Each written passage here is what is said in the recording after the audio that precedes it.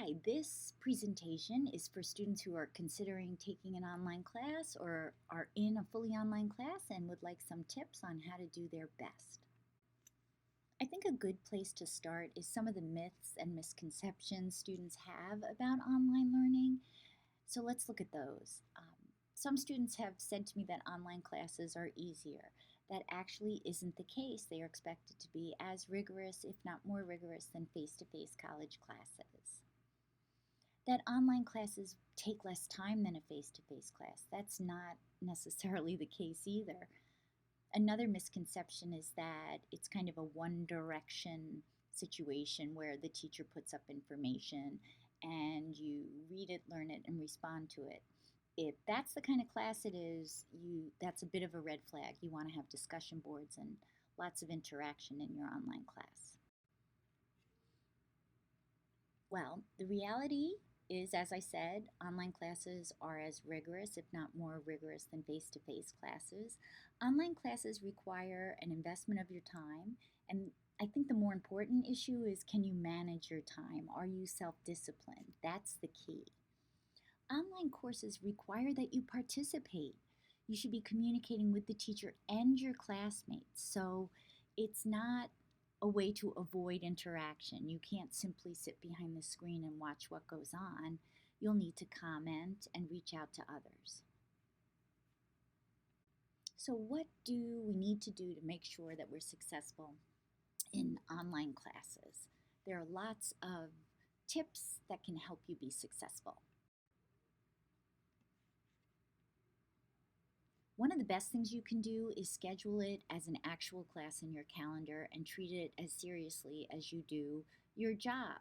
So if you block out the time every week that you will spend on the class and follow that, you will be investing enough time. So perhaps it's 5 to 7, 2 nights a week. But whatever it is, you want to pretend almost as if you were going to be in that class. Here's an example. So if you're setting aside 2 hours a week, 3 times a week, then you should be okay. But if you don't put it in your calendar, it's easy to kind of put it on the back burner or assume it'll be less work than it is, and that's when we get into trouble. Procrastination. Another really important thing is to have a designated space with strong internet connection, access to a power outlet, right, so you can charge, and free from distractions because you're doing this work on your own and you need to be able to focus. So obviously this kind of setup might not be such a good idea, an awful lot to look at and get distracted by. Ironically, other situations can be distracting as well.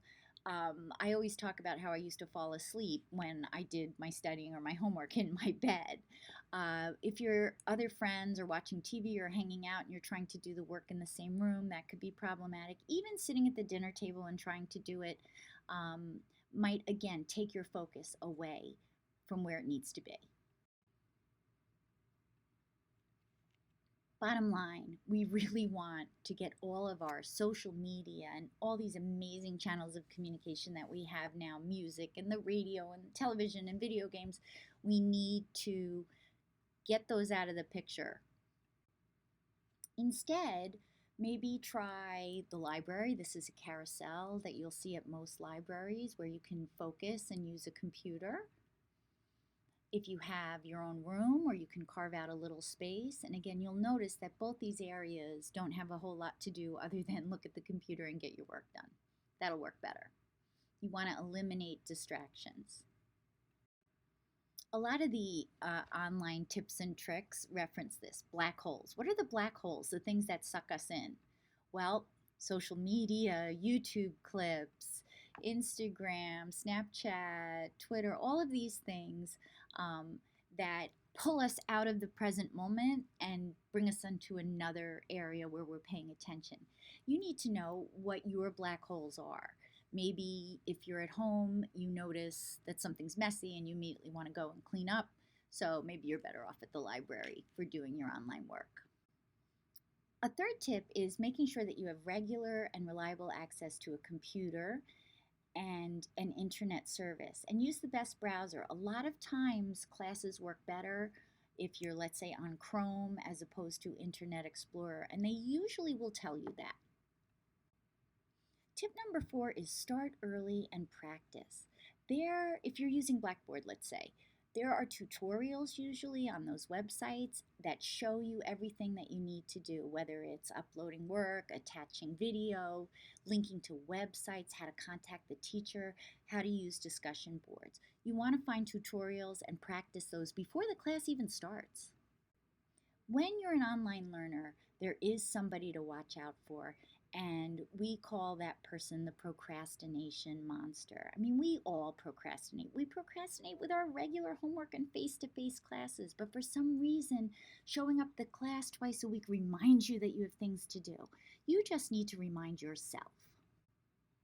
What actually happens is in our minds, when we look at our online class, we think, oh, I've got a whole week. But then the week gets away from us. Maybe your internet goes out. Maybe you didn't back up your document and you have to start over, or it didn't save the changes. Maybe you get called into work.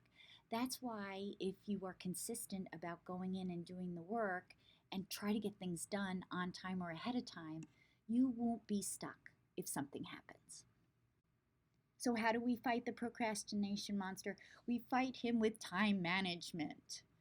Start assignments as soon as they become available. Even just thinking about what you'll do and jotting a few notes is terrific. Check your online class once a day. With phones and apps, you should be able to do that. See what's going on. Set an alarm on your phone for assignments and, maybe move the assignment due date up by a day so you're a little bit ahead of time.